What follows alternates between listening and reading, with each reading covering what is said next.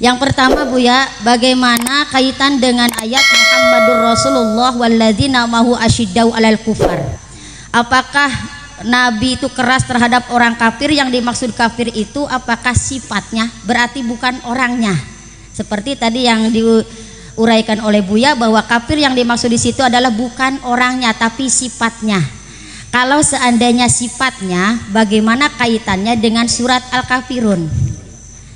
Itu yang pertama Bu ya. Yang kedua, ini yang selalu jadi pikiran saya Bu ya. Buah kuldi yang dimakan oleh Nabi Adam itu seperti apa bentuknya? Ya kalau di dunia. Yang kedua, yang ketiga satu lagi Bu ya. Ini begini Bu ya. Ini suka dijadikan landasan, apa yang dijadikan ini ya landasan. Orang yang melakukan hubungan suami istri di malam Jumat itu sama dengan membunuh Yahudi 70 Yahudi. Nah, hadis ini kalau kita cermati tidak mungkin Nabi sampai membunuh 70. Sedangkan ada kisah orang yang kakek tua, yang kafir ya, yang non muslim menghina Nabi, itu Nabi sampai penuh kasih sayang, penyayang, tiap hari menyuapi.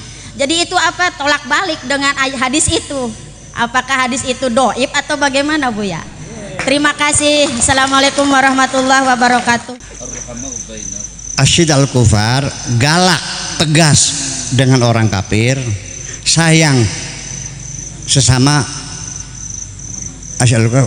Asyiddau al-kufar waluhama bainahum, sesama orang beriman kasih sayang, dengan orang kafir masih tegas. Sekarang umat Islam di dunia terbalik, dengan orang kafir, dengan Amerika berkasih sayang, sesama Islam saling bunuh membunuh. Terbalik ini semuanya. Betul nggak? Terbalik. Itu. Jadi gimana? Salah siapa? Ya salah kita. Kenapa dibalik? Ya kenapa dibalik? Artinya itu jumlah ikhbariyah, tapi maknanya menyuruh kita, ya kan? Bukan asyiddu alal kufari warhamu, enggak kan?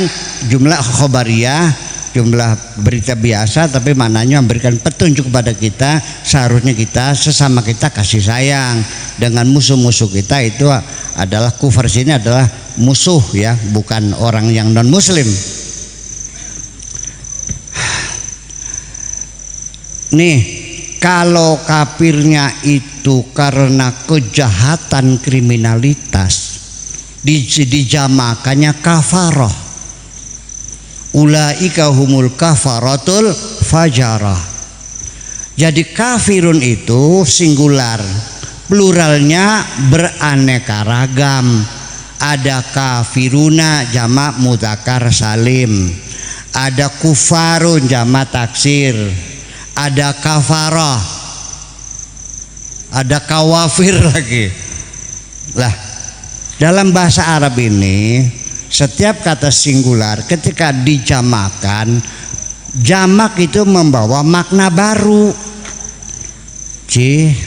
Itulah yang tidak ada dalam bahasa Indonesia ini. Makanya kita jangan sembarangan, makanya bahwa kamu bertengkar tuh barangnya karena nggak sama-sama nggak pahamnya masalahnya. Nah, iya.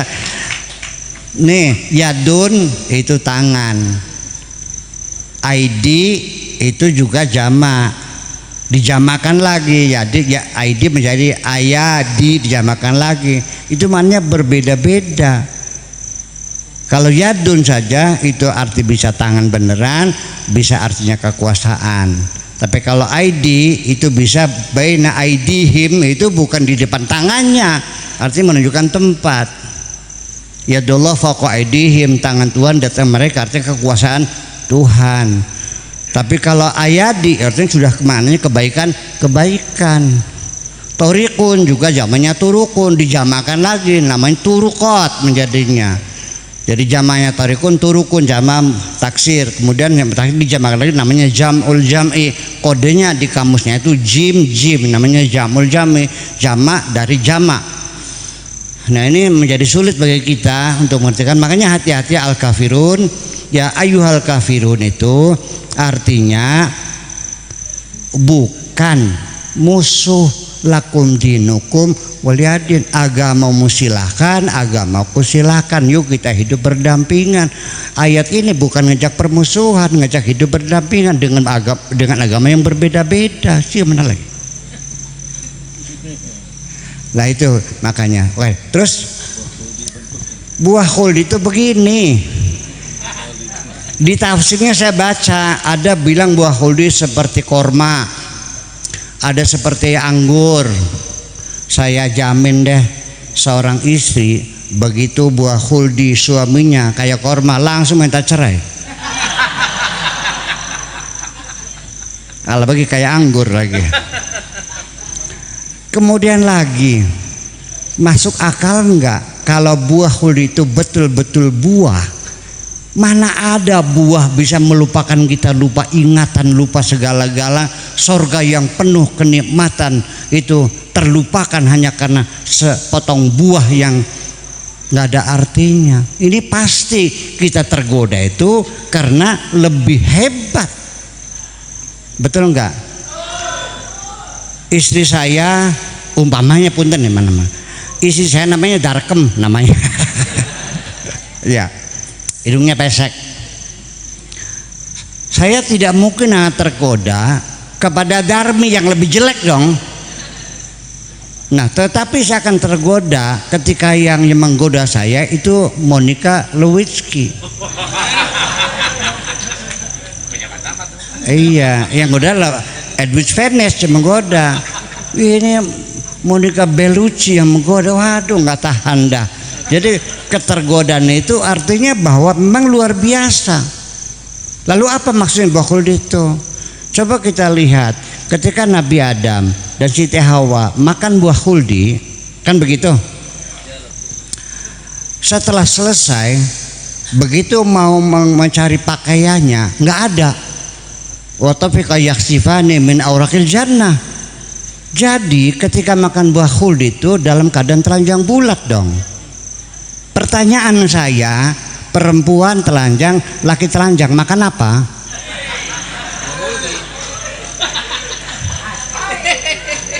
Masuk akal nggak? Nah ya itu persoalannya.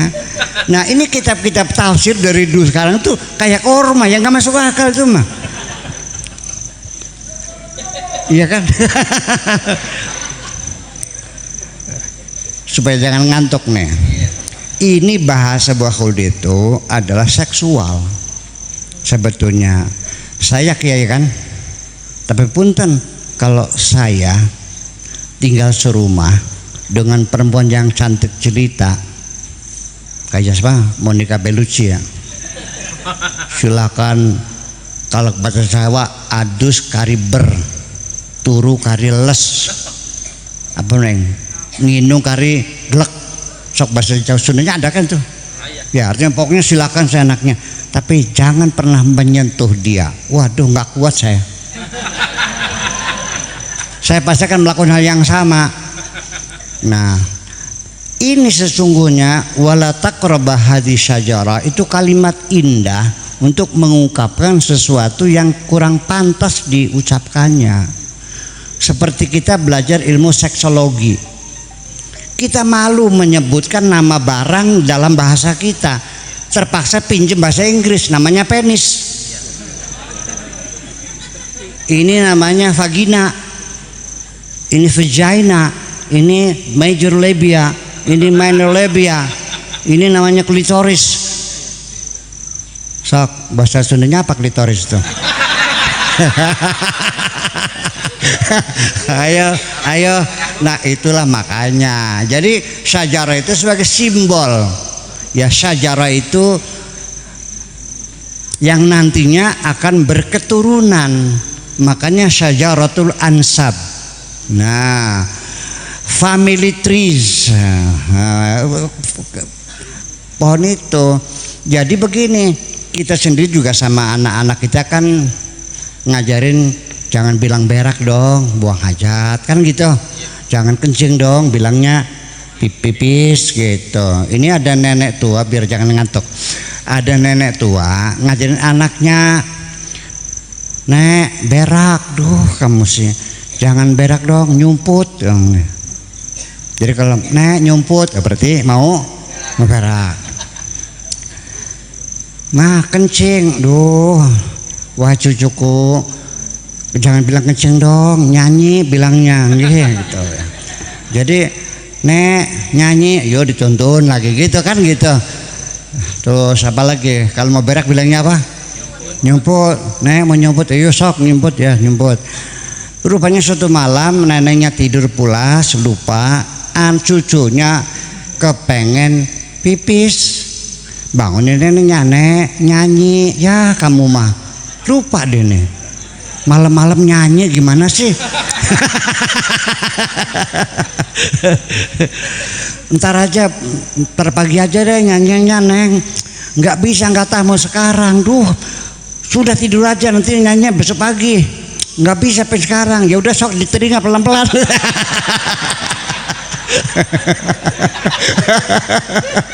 Lupa ya. Nah itu dia. Jadi nggak mungkin. Apa perlu saya katakan makna yang sesungguhnya? Jangan marah ya. Silakan kau nikmati surga. Kulu apa? Fakula ragadan haitsu syi'tuma wala taqraba. Silakan makan apa saja boleh kecuali jangan ngentot. Ayo, bukan kata boleh. Kan nggak pantas loh. Yaitu penghalusan kata, kitanya salah paham, dikiranya pohon korma. Gitu. Oke, terus apa lagi? Kemudian pertanyaan dari hadis. Iya. Malam Jumat itu. Ini banyak hadisnya. Yang begitu tuh banyak hadisnya. Itu ada hadis terong, ada orang jual terong nggak laku-laku, mikir gimana caranya. Ya ayyuhannas ta'alu isma'u. Qala Rasulullah sallallahu alaihi wasallam al-batinjan dawaun likulli da. Terong obat segala penyakit kata Nabi. Wah lah hadis terong. Ada lagi orang yang mungkin saking bencinya sama cecek ya. Kata Nabi, barang siapa bunuh cecek malam Sabtu masuk surga. Kan nggak mungkin. Banyak sekali hadis-hadis yang macam itu. Hadis bahwa Nabi pernah berulang-ulang mencoba bunuh diri, nggak mungkin dong. Jadi kenapa demikian? Jadi setelah Nabi meninggal dunia, itu kerajaan-kerajaan perlu payung hukum. Dalam Al-Qurannya mereka mungkin tidak mampu menafsirkannya. Akhirnya situlah terjadi konflik politik, biasa kan gitu, masing-masing bikin kata Nabi. Apalagi dulu, saya sekarang aja banyak orang jual nama saya, kata Buya. Pinjam uang sama Pak Camat, kata Buya, jadi kasih. Nah ini ibu sekalian, untung ada orang yang cukup berjasa bagi kita, namanya Imam Bukhari dan Imam Muslim dan lain-lain. Melihat hadis yang sangat banyak ini, semuanya ada 600.000 hadis. Ini yang macam-macam lah. Barang siapa perempuan yang mencium suaminya sama dengan mencium Hajar Aswad. Waduh. Perempuan yang rela suaminya kawin lagi, pintu surga dibuka. Ayo percaya enggak? Percaya enggak?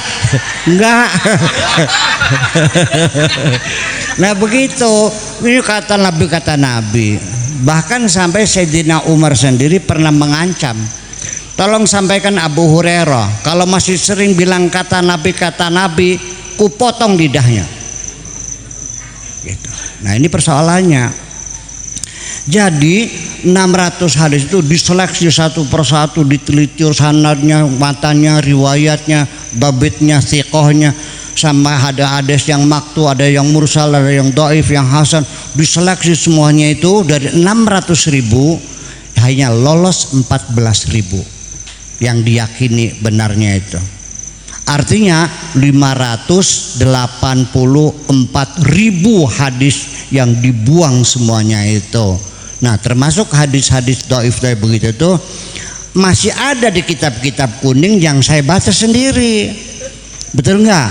Nah Tapi kenapa kok hadis dhaif dimasukkan juga? Alasannya gini, hadis dhaif itu boleh dipakai untuk fadhailul a'mal. Untuk keutamaan amal itu boleh berlandaskan pada hadis dhaif. Saya menjawab kepada Pak Kiri, waktu itu marah juga sama saya tuh. Saya masih kecil jadi santri sih, digebrak bacanya, pinter kamu tapi pinter Imam Syafi'i.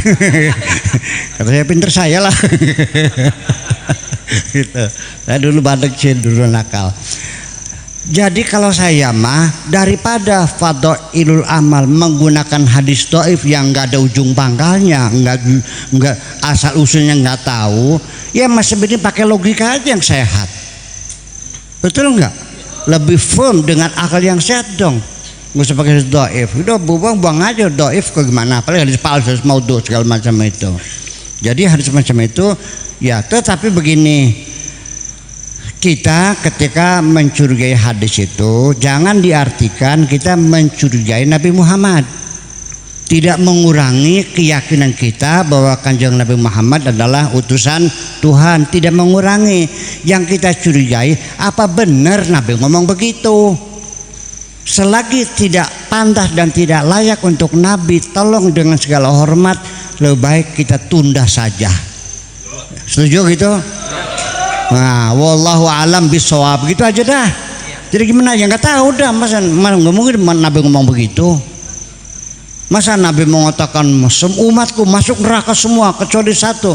Kayaknya nggak masuk akal deh. Tapi hadisnya masyhur banget nih. Ya kan begitu. Makanya kalau menolak juga tidak, menerima juga tidak, kita tanggung saja. Pokoknya apapun hadis-hadis yang sifatnya merendahkan kepribadian Kanjeng Nabi, nah itu punten ya, sebaiknya kita tunda aja. Banyak hadis-hadis yang menceritakan Siti Aisyah sedang haid gitu ya, Nabi begitu dalam sarungnya, nggak mungkin lah, sangat nggak mungkin sekali Nabi begini. Jadi hal-hal yang tidak mungkin sebaiknya kita tunda saja, wallahu a'lam, gitu aja. Terus terakhir apa lagi? Kalam Allah. Oh ya, terakhir Pak Kiai, saya kirim SMS melalui apa nih? HP. Nyampe situ nggak? Bisa dibaca nggak? Nah, lewat apa ini? Lewat gelombang elektromagnetik yang tidak bisa ditangkap. Gelombang itu sekelas foton. Foton itu adalah partikel elementer yang tidak bermassa, tapi dia bisa mengirimkan radiasi. Ini fisika partikel persoalannya, paham nggak? Jadi saya lebih banyak berkomunikasi tidak menggunakan bahasa. Setiap ada perempuan datang kepadaku, tanpa ku katakan I love you, aku tahu engkau mencintaiku.